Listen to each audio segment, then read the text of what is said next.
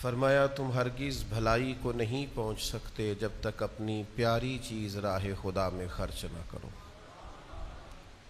ایسا نہیں ہونا چاہیے کہ جس چیز کی طرف انسان کا طبعی میلان نہ ہو، جس چیز کی طرف اس کی رغبت نہ ہو، یا خدا نہ خواستہ جس چیز کی وہ ضرورت محسوس نہ کرے وہ راہ خدا میں دے دے، بلکہ ہونا یہ چاہیے کہ جو چیز اسے بڑی پیاری ہو وہ راہ خدا میں پیش کر دے۔ اگر وہ نیکی کی حقیقت کو پانا چاہتا ہے، رضائے الہی حاصل کرنا چاہتا ہے، اللہ تبارک و تعالی کی مرضی اور منشا کو پانا چاہتا ہے، تو پھر قرآن مجید یہ کہتا ہے کہ اپنی ساری محبتیں اکٹھی کرے اور راہ خدا میں پیش کر دے۔ جس نے اپنی ساری محبتیں، ساری چاہتیں، ساری الفتیں اللہ کے راستے میں پیش کر دی، وہ نیکی کو پا گیا۔ پیاری چیز۔ یہود کے جو علماء تھے ان کے بارے میں قرآن مجید یہ فرماتا ہے کہ یعرفونہ کما یعرفون ابناءہم۔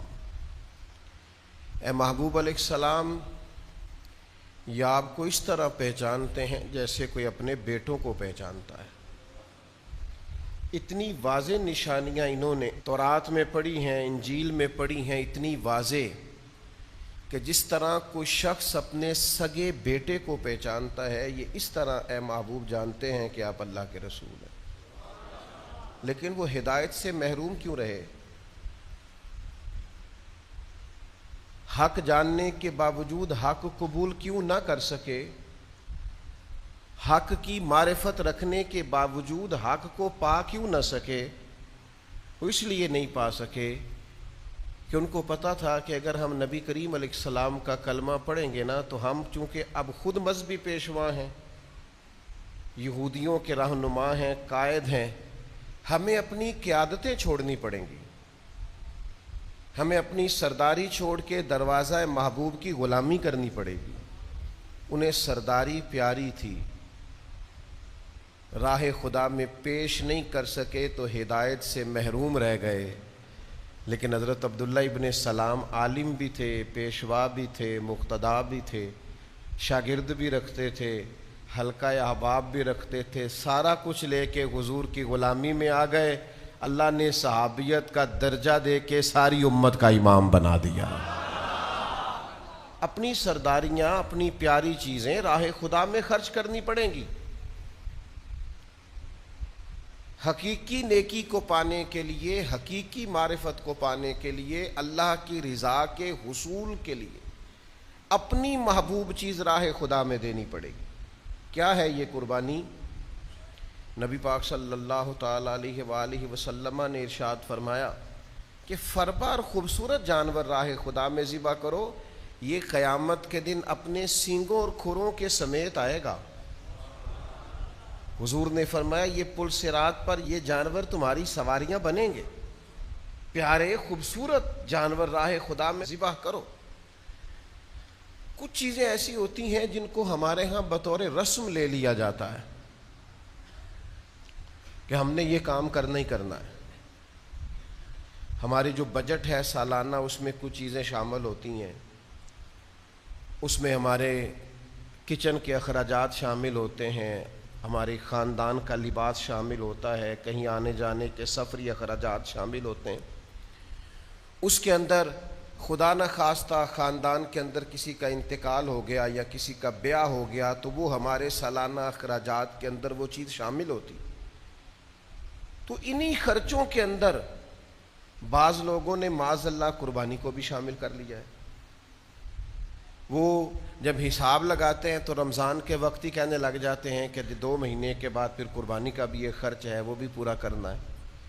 تو میرے بھائی، آپ کی جو باقی رسومات ہیں، قربانی اس طرح سے ایک رسم نہیں ہے، یہ آپ کے روزمرہ کے خرچوں میں سے خرچہ نہیں ہے۔ تھوڑی دیر کے لیے غور کر کے دیکھیے گا، ایک وہ سودا ہے جو آپ دکان پہ بیچتے ہیں، ایک وہ سودا ہے جو آپ کا گاہک کے ساتھ تعلق، ایک وہ خاص چیز ہے جو آپ اپنی بیٹی اور بیٹے کو جو آپ تحفہ دیتے ہیں، جو چیز ڈھونڈ کے لاتے ہیں، اس کی نوعیت، خریدتے وقت آپ کے جذبات، پیش کرتے وقت آپ کی کیفیت، ان کو دیتے وقت ساتھ ماتھا چومنا، پیار کرنا اور کہنا دیکھو بھلا میں کیا لایا ہوں، آپ کا انداز وہ بتاتا ہے کہ یہ تحفہ کسی پیارے کو پیش کیا جا رہا ہے۔ جس طرح آپ سے کچھ چیز خریدنے آتا ہے اور آپ اپنی دکان پر بیٹھ کر بیچ کر اسے دیتے ہیں، اسی طرح سے آپ اپنے بچوں کو نہیں دیتے، وہ آپ کی اپنی دکان کا بھی ہو تو جب آپ ان کو دیتے ہیں تو آپ کے جذبات اور ہوتے ہیں، بلا مثال و بلا تشبیہ۔ باقی سارے خرچے اور ہیں، راہ خدا میں قربانی کا جانور پیش کرنا یہ کچھ اور ہے، اس کو اللہ کی بارگاہ میں پیش کرنا اس کا رنگ اور ہے۔ یہ سنت ہے جناب ابراہیم کی، یہ طریقہ ہے مدینے والے محبوب کا۔ 10 سال حضور مدینے میں رہے، ہر سال میرے نبی نے قربانی کی۔ یہ ایک خاص جذبہ ہے، اس کے لیے آپ کا شوق اور ہونا چاہیے، اس کے لیے انداز اور ہونا چاہیے، یہ دیتے وقت طبیعت میں کیفیت اور ہونی چاہیے۔ اس کو آپ روٹین کے معاملات میں نہیں لے سکتے، اس کے لیے آپ کی طبیعت کے اندر ایک خاص قسم کی خوش دلی پیدا ہونی چاہیے۔ تو میرے عزیز، پیاری اور محبوب چیز، لیکن یاد رکھیے گا کسی چیز کی بھی کوئی سمت ہوتی ہے نا۔ آپ نے وضو کرنا ہے تو پانی چہرے پہ بہانا ہے، آپ کو غسل کرنا ہے تو پانی جسم پہ بہانا ہے، آپ کو حج عمرہ کرنا ہے تو سفر کرنا ہے بیت اللہ شریف کا، نبی کریم علیہ السلام کے روضہ نور کا، کوئی بھی نیکی کرنی ہے تو اس کی سمت ہوتی ہے۔ یہ جو اللہ کی راہ میں خرچ کرنا ہے اس کی سمت ہے۔ وہ سمت کیا ہے؟ خرچ کرنا ہے اللہ کی راہ میں، پر کرنا بندوں پہ ہے۔ نماز پڑھنی ہے تو سمت کدھر ہے؟ نیکی کی سمت ہے نا، کہ یہ انداز ہے نیکی کا، آپ نے اللہ کی راہ میں خرچ کرنا ہے، تو بھلا کیا معنی ہے اس کا؟ خرچ اللہ کی راہ میں کرنا ہے، پر کرنا کس پہ ہے؟ بندوں پہ۔ جو لوگ حرم شریف جاتے ہیں نا، کعبہ کا طواف کرتے ہیں، انہیں وہ رستہ بھی پیارا لگتا ہے، انہیں وہ گلیاں پیاری لگتی ہیں، کیونکہ وہ سبب بنی ہیں، وہ ایک تعین تھا کہ اس طرف سے ہو کے ہمیں رستہ ملا، تعین ملا اور ہم نے بیت اللہ شریف کا طواف کیا۔ وہ رستے پیارے لگتے ہیں۔ آپ مسجد کی طرف چل کے جاتے ہیں، مسجد پیاری لگتی ہے، کیوں کہ یہاں آ کے جماعت سے نماز پڑھتے ہیں، 1 پر 27 کا ثواب ملتا ہے۔ تو آپ نے رضا اللہ کی حاصل کرنی ہے، خرچ غریب پہ کرنا ہے۔ وہ غریب پہ خرچ کر کے رضا اللہ کی ملے گی تو اس کا مطلب یہ ہوا کہ جس رستے پہ چل کے رب ملے نا، وہ رستہ پیارا لگتا ہے، تو لہٰذا جن غریبوں کو دینا ہے پھر وہ غریب بھی پیارے لگنے چاہیے، وہ پیارے لگنے چاہیے کہ یار یہ دیکھو نا، ان کی وجہ سے مجھے اللہ کی رضا مل رہی ہے۔ اور اس لہجے کی حدیث دوسری شاید کتب حدیث میں موجود نہ ہو، اس طرز کی، اس لہجے کی، اس انداز کی روایت۔ یہ صحیح مسلم میں حدیث موجود ہے، نبی پاک علیہ السلام نے فرمایا، رب قیامت والے دن فرمائے گا میں بھوکا تھا، تو نے مجھے کھانا ہی نہیں کھلایا۔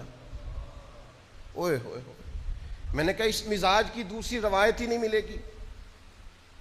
میں پیاسا تھا، تو نے پانی نہیں پلایا، مجھے کپڑوں کی حاجت تھی، تو لباس لے کے نہیں آیا۔ بندہ عرض کرے گا مالک تو کھانے سے پاک، تو پینے سے، جسم جسمانیت سے، تو لباس سے پاک، تو کھانا پینا لباس پہننا تیری حاجت ہی نہیں، تو ان حاجتوں سے بے نیاز ہے۔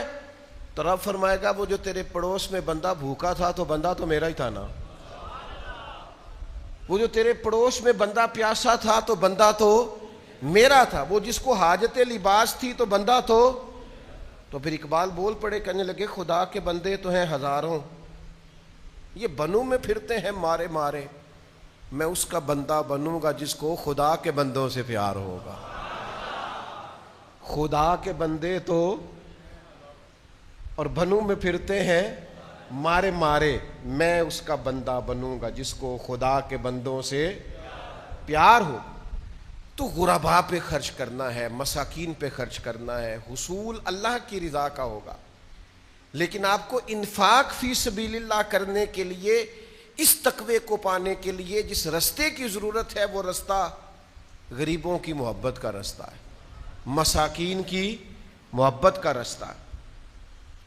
اور پھر جب خرچ کرنا جو ہے، ایک کام کرنا جو ہے، تو میں نے کئی دفعہ آپ سے عرض کیا ہے، تنگ آ کے بھی کام ہو ہی جاتا ہے اور خوش ہو کے بھی کام. تنگ آ کے بندہ کرے تو تھک جلدی جاتا ہے، خوش ہو کے کرے تو تھکاوٹ سکون میں کر لیتا ہے. کام وہی ہے، آپ اس کا مزہ لے کے کریں، آپ اس کا سرور لے کے کریں، آپ اس کا ذائقہ لیں. آپ کا کام آپ کا شوق بن جائے، آپ کا کام آپ کی لگن بن جائے. وہ تھکائے گا نہیں، وہ لطف دے گا. اس کے اندر آپ کو محسوس ہوگا کہ خوبصورتی پیدا ہو گئی ہے، لذت آنے لگ گئی ہے. قربانی کرنی تو ہے. تو میرا خیال ہے جس سے خریدنے جائیں اس سے بھی نہ ہی لڑیں تو بہتر ہے. اور میرا خیال ہے کہ گھر میں لا کے بھی غصہ نہ ہی کرے تو بہتر ہے کہ وہ اتنے پیسے قربانی تے لگ گئے نے. اور پھر یہ کہ جب آپ ذبح کریں تو ذبح کرنے والے کے ساتھ بھی اگر لہجہ میٹھا ہی ہو تو میرا خیال ہے کریں گے. لینے آنے والے بھی بعض اوقات تنگ کریں گے، لیکن اگر انداز خوبصورت ہی ہو تو میرا خیال ہے زیادہ بہتر ہے. اور دیکھیں نبی پاک صلی اللہ تعالیٰ علیہ وسلم بات کر دیتے، لیکن بات کے اندر اس قدر جاذبیت پیدا ہو جاتی کہ لفظوں کو گویا حسن مل جاتا. حضور بولتے تو جیسے جملوں میں خوشبو پیدا ہو جاتی، جیسے الفاظ کو اندازہ ہوتا کہ ہماری بڑی قیمت ہے. المعجم الکبیر میں امام طبرانی نے سرکار کا فرمان لکھا ہے. کریم محبوب علیہ الصلوۃ والسلام ارشاد فرمانے لگے، خوش دلی سے قربانی کرنا. جو خوش دلی سے قربانی کرے گا اس کی قربانی اس کے اور جہنم کے درمیان حجاب بن جائے گی، پردہ بن جائے گی، روک بن جائے گی. خوش دلی والی قربانی بندے کو دوزخ میں جانے نہیں دے گی. لیکن حضور نے خوش دلی کی شرط لگائی ہے. کس کی شرط لگائی ہے؟ دل خوش ہو، جانور خریدتے وقت بھی خوش ہو، گھر لاتے وقت بھی خوش ہو، اس کو چارہ کھلاتے وقت بھی دل خوش ہو، اور جناب پھر بانٹتے وقت بھی دل خوش دلی سے آپ قربانی کریں. تو فرمایا یہ جہنم اور تمہارے درمیان یہ بن جائے گی رکاوٹ، پردہ، حجاب. پھر میں آپ سب کی خدمت میں ایک بات عرض کروں گا کہ کسی بھی دینی عبادت کو کبھی مشکل نہ بنائیں. قربانی کاروبار نہیں، قربانی عبادت ہے. بڑی محنت کی ہے اس نے، جس نے 2 سال تک بچڑا پالا ہے اور 5 سال تک اونٹ پالا ہے، اس کا حق بنتا ہے وہ قیمت وصول کرے. لیکن وہ ایک بات کو سمجھ لے کہ میں مسلمان ہوں اور قربانی تجارت نہیں ہے، قربانی عبادت ہے. وہ اپنی قیمت وصول کرے، رقم لے. خرید کے لانے والا بھی اس چکر میں نہ پڑے کہ او خو یہ کیا ہو گیا، میں تو مہنگا لے آیا ہوں، مجھے تو آخری رات پتہ چلا کہ قیمتیں تو بڑی گر گئی تھی. او خدا کے بندے، تیرے جتنے لاکھ لگے راہ خدا میں لگے، اللہ کے حضور پیش ہو گئے، وہ تیرے لیے ذخیرہ آخرت بن گئے. اس کو آسان بنائیں، بیچنے والا بھی، خریدنے والا بھی، ماحول میں بانٹنے والا بھی. اس میں کسی کے لیے تکلیف کا سامان نہ کریں. نہ چڑھائیں آپ فوٹو کہ میں نے یہ جانور خرید لیا ہے، کوئی فرض ہو گیا ہے. سوشل میڈیا پہ کچھ اور چڑھا لیں. آپ بکرا لے لے کے ناراض نہیں ہونا مجھ سے. میں نے دیہاتوں میں وہ مائیں دیکھی ہیں جو گلی کے اندر چیزیں بیچنے والے کو کہتی تھی بھائی اتھوں ذرا چپ کر کے لنگ جا، میرا منڈا ضد کردا ہے، پیسے نہیں ہیں میرے پاس، تو میرا بچہ ضد کرتا ہے، تو یہاں آواز نہ دے کہ تو کیا بیچتا ہے. وہ اس ڈر سے بچوں کو سلا دیتی ہے، وہ اس ڈر سے گلی میں پھر کھلونے بیچنے والا نہ آ جائے. تیری سوشل میڈیا پہ چڑھی ہوئی تصویر اگر کسی غریب اور مجبور باپ کو کٹہرے میں کھڑا کر دے اور اس کا نہ سمجھ بیٹا اور نہ سمجھ بیٹی اور چھوٹا بیٹا اور چھوٹی بیٹی اس کا پلو پکڑ کے پوچھیں کہ ابا جی ہم نے قربانی کیوں نہیں لی، میں نے بھی فوٹو بنانی تھی، تو مہربانی کرو نا ذرا. مشکل تو نہ کرو دوسروں کے لیے. میں نے پچھلے سے پچھلے سال کہا تھا پوچھتے کیوں ہو کسی سے میں قربانی لی ہے کہ نہیں. آپ کو اگر سمجھ آ گئی ہے نہیں لی تو آپ طے کر لیں کہ میری لسٹ میں نام آ گیا, گوشت اس کے گھر پہنچانا ہے. مشکل کیوں کر رہے ہیں لوگوں کی, مشکلات نہ پیدا کریں آپ. اب میں نے اتنے لاکھ کا لیا اور میں نے اتنے کروڑ کا لیا اور میں نے یہ کیا, یہ فخر کا باعث نہیں, یہ عبادت ہے. اور عبادتیں زیادہ اجر اس وقت دیتی ہیں جب چھپی ہوئی ہو, بندے کو پتہ ہو یا اللہ کو پتہ ہو. ہاں میں ایسے لوگوں کو جانتا ہوں قربانی ان کی ہوتی ہے, بندی کسی اور کے ڈیرے پہ ہوتی, ذبح کہیں اور ہو رہی ہوتی. وہ کوشش کرتے ہیں کہ کسی کو خبر نہ ہو. تو میرے بھائی اس کو کسی قسم کی مشکل کا ذریعہ. ایک چھوٹی سی بات اور بھی ہے, آپ کو پتہ ہے کسائی کو بڑی جلدی ہوتی ہے عید والے دن, اور ہمیں بھی بڑی جلدی ہوتی ہے کہ پہلے میرا نمبر. پہلے میرا خیال ہے عید کا سارا دن جھوٹ بول کے نہیں گزارنا چاہیے. وہ کہے میں آیا اور آپ کہیں کتنی دیر میں, تو آپ کو بھی پتہ ہے کہ اگر اس نے کسی جگہ اور بھینسا یا بچڑا گرا لیا ہے تو وہ جلدی فارغ ہونے والا. ہم کیا کرتے ہیں, بعضوں کا جھوٹ کی دنیا آباد کرتے ہیں. کسائی کو جلدی ہے, آپ کے گھر ہی نہیں آیا, اس نے آپ کے بعد بھی 2 جگہ پہ جانا ہے. اب سنو حدیث, مستدرک میں حدیث موجود ہے. نبی کریم صلی اللہ تعالی علیہ وسلم گزرے تو ایک شخص نے بکری کی گردن پر پیر رکھا ہوا تھا اور چھری تیز کر رہا تھا. اور یہ میں نے اپنی آنکھوں سے کرتے ہوئے دیکھا ہے. کسائیوں کو, جانور کو سارے پکڑ لیتے ہیں اور پھر وہ چھری تیز کرنے لگتا ہے. مستدرک کے اندر حدیث موجود ہے, اس نے جانور کے گردن پر پیر رکھا ہوا ہے اور چھری تیز کر رہا ہے. حضور تشریف لے آئے, نبی پاک علیہ السلام نے فرمایا تم اسے بہت ساری موتیں دینا چاہتے ہو, کئی موتیں دینا چاہتے ہو اسے, چھری کہیں اور تیز کر, اس کی آنکھوں کے سامنے نہ کر, اور سارا انتظام مکمل کر, تو پھر بسم اللہ اللہ اکبر کہہ کے اسے ذبح کر. لیکن وہ چونکہ جلدی بڑی ہے, چونکہ یہاں سے وہاں بھی جانا ہے پھر وہاں سے آگے بھی جانا ہے, تو بھئی شریعت نے 3 دن دیے, آپ کو ایک لمبا چوڑا وقت دیا ہے قربانی کے لیے. اور اب وہ دور نہیں ہے کہ سال بیت گیا گوشت نہیں کھایا, اب تو فریزر سارا سال بھرے رہتے ہیں. لہذا بہت اطمینان کے ساتھ یہ کام کیجئے. ایک اپیل اپنی طرف سے بھی کرنی ہے, صفائی نصف ایمان ہے. طہارت اسلام کا حسن ہے. دین اسلام کا اگر کوئی اور نام رکھا جا سکتا ہے تو دین پاکیزگی ہے. یہ صاف ستھرا دین ہے. ہر نماز کے لیے تازہ وضو کرنے کا کہتا ہے, یہ اجلے لباس کی بات کرتا ہے, یہ خوشبو کو سنت کہتا ہے, یہ مسواک کی محبت دلاتا ہے. قربانی تو عبادت تھی, عبادت میں تو صفائی ہونی چاہیے. اور ہم نے شہروں کے شہر بھر دیے ہیں گند سے. قربانی کی ہے اور جانوروں کے فضلات پھینکے ہیں, یہاں بھی پھینک دیا, وہاں بھی پھینک دیا, یہاں بھی پھینک دیا. وہ جناب اٹھائیں گے جن کی ذمہ داری ہے. تو میرا تو خیال ہے ملک ہم سب کا ہے, ہم سب کی ذمہ داری ہے. ہم کوئی مخصوص جگہ جن کا تعین کیا جاتا ہے کہ یہاں آپ کوڑا کرکٹ پھینک دے, وہاں جا کر کے جانوروں کے فضلات کو تلف کیوں نہیں کرتے؟ وہیں اپنے دروازے کے سامنے, وہیں اپنی گلی کے کونے میں, اس سے تعفن اٹھتا ہے, اس سے بدبو پھیلتی. تو یہ مسلمان کا مزاج نہیں ہے. کوشش کریں کہ قربانی بھی ہو, اور عبادت تو بات ہی چونکہ صفائی کی کرتی ہے, تو اس کے ساتھ ساتھ صفائی اور طہارت کا بھی خیال ہو, پاکیزگی کا بھی خیال ہو. پھر سب سے اہم اور سب سے ضروری بات,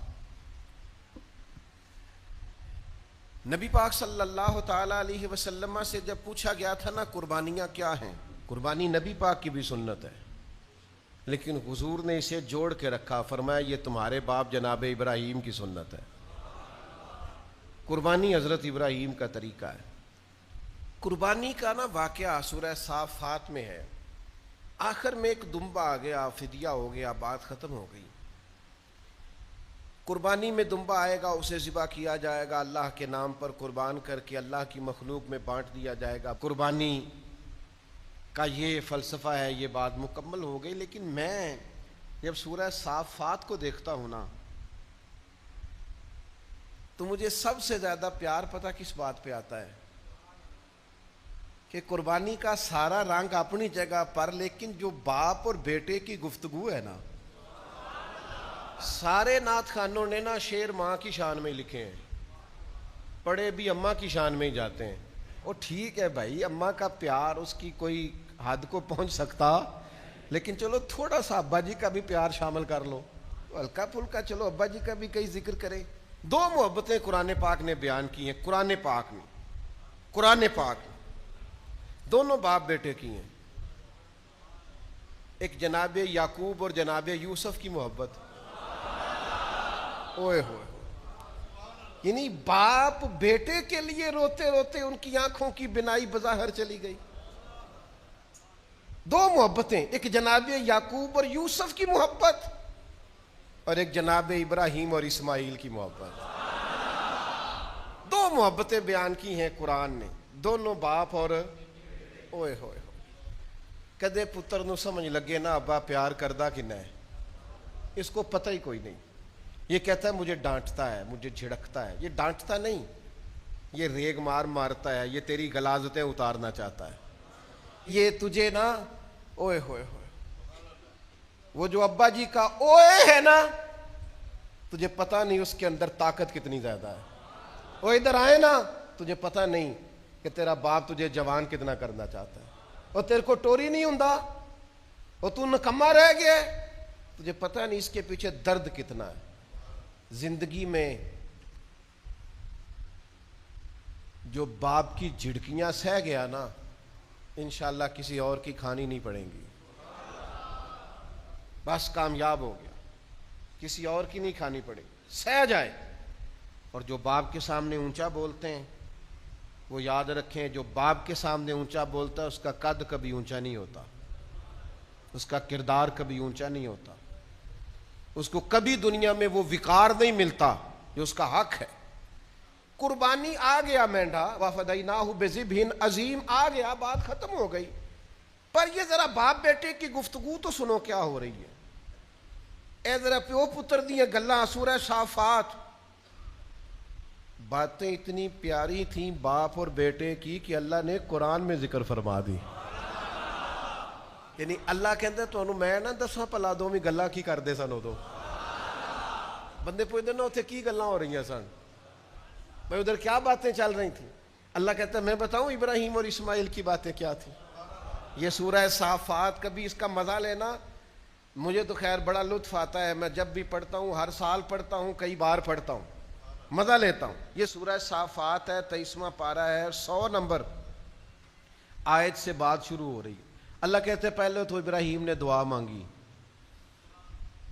چلیں اپنے لفظوں میں بات کرتے ہیں، منتا مرادانہ پتر لیا، منتا مرادانہ۔ پرانے وڈیرے آندے سن تانوں کو منتا مرادہ منگنیاں پیندیاں نا تے بالاں دی قدر ہوندی۔ پہلے تو حضرت ابراہیم نے دعا مانگی، کہا ربی ہب لی من الصالحین، الہی مجھے بھی صالح اولاد عطا فرما۔ تو رب فرماتا ہے فبشرناہ بغلام حلیم، ہم نے انہیں نا عقل مند بیٹے کی خوشخبری عطا فرمائی، بردبار بیٹے کی، حلیم بیٹے کی خوشخبری دی۔ پہلے مانگا، مانگ کے لیا، فلما بلغ معہ السعی، اور پھر جب وہ ساتھ سعی کرنے کے قابل ہوا نا، دوڑ دھوپ کرنے کے قابل ہوا، ساتھ کام کاج کرنے کے قابل ہوا، ان مینوں پتر رل پیا ہے، اب بیٹا آ گیا ہے، اب خیر ہے، بچے بڑے ہو گئے۔ فلما بلغ معہ السعی، قرآن شی پڑھ رہا ہوں، اللہ کہتا ہے جب وہ حضرت ابراہیم کے ساتھ چلنے کے، دوڑ دھوپ کرنے کے قابل ہوئے تو حضرت ابراہیم علیہ السلام نے کیا کہا؟ قال یا بنی، کہا او میرے بیٹے، اوے پترا، او میرے پتر، ادھر آنا، بات سن۔ باپ بیٹے کی گفتگو ہے۔ میں نے کہا تھا اماں مجھ سے ناراض نہ ہو جائے، پر اس باپ بیٹے کی گفتگو میں اماں بھی شامل کوئی نہیں، اس میں اماں جی کا مشورہ، ہاں ان کو شامل نہیں کیا۔ جناب ہاجرہ اس میں موجود، کہتے ہیں بیٹا ساتھ چلنے کے جب قابل ہو گیا، قال یا بنی انی ارا فی المنام انی اذبحک، کہا بیٹا میں نے خواب دیکھا ہے رات کو کہ میں تمہیں ذبح کر رہا ہوں. ایک سوال بھی نہیں کیا جناب اسماعیل. او بیٹو، اللہ کا قرآن، ایک سوال بھی نہیں پوچھا. یہ بھی نہیں پوچھا ابا جی خواب کی تعبیر کیا ہے. ابا جی مثلا نبی کو خواب آئے تو کیا ہوتا ہے؟ کیونکہ حضرت اسماعیل جانتے تھے میرا باپ نبی ہے اور نبی کی خواب وحی الہی ہوتی ہے. کوئی تفسیر نہیں پوچھی. کہا میں نے خواب دیکھی ہے انی اذبحک فانظر ماذا تری. تیری کیا رائے ہے پتر، پھر کیویں کریے، تیری کیا رائے ہے؟ کیا کہا جواب میں؟ قال یا ابت افعل ما تؤمر. میں اس کا ترجمہ نہیں کر سکتا، میرے فہم سے، میری سمجھ سے، میرے ادراک سے باہر ہے. وہ کہتے ہیں میں نے خواب دیکھی ہے میں ذبح کر رہا ہوں. کہنا چاہیے تھا ابا جی کر دیں ذبح. جواب یہ ہے، کہا یا ابت افعل ما تؤمر. ابا جی نرا ذبح نہیں، رب جو کہتا ہے آپ وہ میرے ساتھ کریں. جو حکم ہوتا ہے کریں، چاہے ذبح کریں چاہے جلا دیں، چاہے ذبح کریں چاہے ٹکڑے ٹکڑے کر دیں. جو دل میں آتا ہے یاری جو تیری سونا ہے تے پھر ازمائشاں بھی تیریاں اگ. یہ سونا پرکھیا جامد ہے، پہلو نہ لگاں دے لگ. ٹھیک ہے، یا ابت افعل ما تؤمر. جو رب کہتا ہے، جو حکم ہوتا ہے آپ میرے ساتھ کریں. ستجدنی انشاء اللہ من الصابرین. مجھے آپ انشاءاللہ صبر کرنے والوں میں سے پائیں گے. اچھا پھر اللہ کیا کہتا ہے؟ فلما اسلم وتلہ للجبین. فرمایا دونوں باپ بیٹا حکم ماننے کو تیار ہو گئے اور باپ نے بیٹے کو پیشانی کے بل لٹا لیا. یعنی پوری تیاری ہو گئی، چھری آ گئی، سامان مکمل ہو گیا. اچھا یہ میں نے کہا قربانی کا فلسفہ اپنی جگہ پر، جو گفتگو ہے نا باپ بیٹے کی، یہ جو چند جملے ہیں ان کی رعنائی دیکھیں. کہ جو حکم ہوتا ہے کریں. فلما اسلم وتلہ للجبین. اللہ کہتا ہے وہ تیار ہو گئے تھے دونوں، انہوں نے پیشانی کے بل لٹا لیا تھا، وہ تیار ہو گئے تھے. وَنَادَيْنَاهُ أَن يَا إِبْرَاهِيمُ. ہم نے ندا دی، ہم نے آواز دی. حضرت جبریل کو نہیں بھیجا یا اللہ؟ فرمایا نہیں میں نے ندا دی. خدا خود میر مجلس بود. ہم نے ندا دی. کیا ندا دی؟ قد صدقت الرؤیا. اے ابراہیم آپ نے تو خواب سچا کر دکھایا ہے. ان کذالک نجزی المحسنین. ہم اسی طرح صلہ دیتے ہیں نیک لوگوں کو. ابھی آپ نے تفسیر سمجھنی ہے تو اور مزہ آنا ہے آپ کو. ہم اسی طرح صلہ دیتے ہیں نیک لوگ. یا اللہ صلہ کیا ہے؟ صلے تو قیامت میں ملنے ہیں، صلے تو آگے. یہ صلہ کیا ہے تو سن لو نا. مفسرین کہتے ہیں یہ جو بندہ رب کے سامنے جھک جاتا ہے نا، تو یہ جھک جانا بھی اللہ کی طرف سے انعام ہی ہے. رب کے حکم پر سرے تسلیم خم کرنا، اس کی مان لینا، یہ بھی بہت بڑا انعام ہے. فرمایا اسی طرح ہم صلہ دیتے ہیں نیک لوگوں کو. انا ھذا لہو البلاء المبین. فرمایا بے شک یہ بہت بڑی آزمائش تھی. وفدیناہ بذبح عظیم. تو ہم نے نا ایک ذبح عظیم کا فدیہ دے دیا. اللہ نے فدیہ دے دیا. کوئی کسی کا صدقہ دیتا ہے، کوئی کسی کا صدقہ دیتا ہے، رب کہتا ہے میں نے فدیہ دے دیا. ایک دمبا بھیج دیا. وَتَرَكْنَا عَلَيْهِ فِي الْآخِرِينَ. اور بعد والوں میں سے باقی رکھا. قیامت تک اس کا ذکر ہوتا رہے گا. یہ بعد والوں میں ہم نے اس فدیے کو، اس جانور کے ذبیحہ کو، پیچھے کیا ہے باپ اور بیٹے کی حسین گفتگو، اگلی جو آیت ہے نا اس نے اس سلے کو اور مضبوط کر دیا، فرمایا ہم نے بعد والوں میں اسے باقی رکھا اور فرمایا سلام علی ابراہیم، سلام علی ابراہیم۔ کائنات کا مالک رب کہتا ہے سلام ہو ابراہیم پر، سلام ہو ابراہیم پر، سلام ہو۔ کوئی دیتا ہے نا کسی کو 21 توپوں کی سلامی، کوئی دیتا ہے نا کسی کو گارڈ آف آنر، کوئی دیتا ہے نا کسی کو کسی رنگ میں سلامی۔ اللہ کا قرآن کہتا ہے سلامی ہو جناب ابراہیم کے لیے، اس لیے کہ اللہ کے حضور سر تسلیم خم کرنا یہ اصل کامیابی۔ میں آپ کی خدمت میں عرض کروں، قربانی بھی رب کا نام ماننے کا نام ہے، اس کا حکم ماننے کا نام۔ تھوڑی سی للہیت اور قلبی کیفیت اس لحاظ سے مضبوط کریں۔ پہلے بھی مسئلہ عرض کیا تھا، پھر عرض کرتا ہوں، قربانی کا سارا گوشت گھر میں کھانا جائز ہے، آپ کے بچے زیادہ ہیں سارا کھا لیں، پر جس طرح سارا گھر کھانا جائز ہے نا، اس طرح سارا بانٹ دینا بھی جائز ہے۔ یعنی اپنی مرضی کا جائز ہمیں قبول ہوتا ہے، دوسرے والا بھی سارا بانٹ دیں آپ، کوئی عرض والی بات نہیں۔ میں پھر بار دیگر آپ کی خدمت میں یہ عرض کروں گا، للہیت سے، خلوص سے اور اللہ کی بارگاہ میں نہایت عاجزی کے ساتھ قربانیاں پیش کریں۔ اللہ تبارک و تعالی ہر ایک کی قربانی اپنی بارگاہ میں قبول کرے۔